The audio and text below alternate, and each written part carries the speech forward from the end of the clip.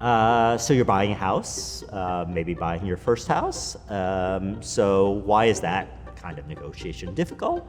I get asked many times over the years for advice on that from people who have been successful in lots of other negotiations, but find this particular negotiation difficult.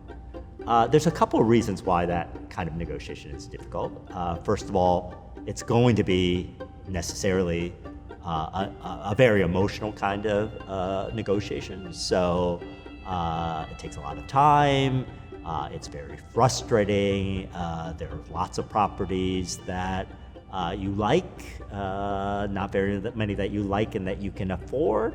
And to the extent that you find something that you and your partner both like, then it's understandable that what happens is sometimes you aren't as thoughtful, let's just say, about negotiating as you could be. So one of the things, of course, that I think is important to do is to recognize psychologically that a negotiation isn't over until there's actually a sales contract, there's actually an inspection, until you're very, very far along in the process.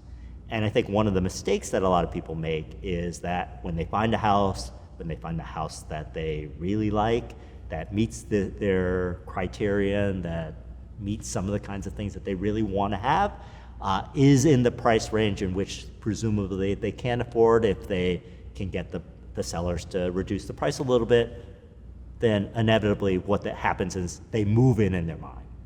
And when you move in your mind, then the idea is that it's very, very hard to negotiate as hard as you would if, on the other hand, you said, maybe what I'm doing is, until I actually have a sales contract, until I'm done with the inspection, I'm still looking.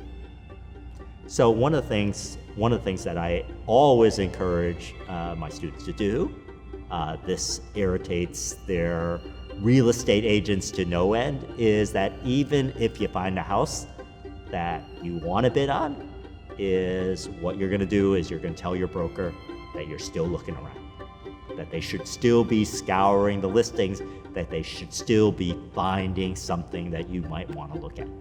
And the idea, of course, is that those alternatives, whether or not you're actually going to pursue them, that's your strength in negotiation. It's your strength psychologically, and it's your strength materially.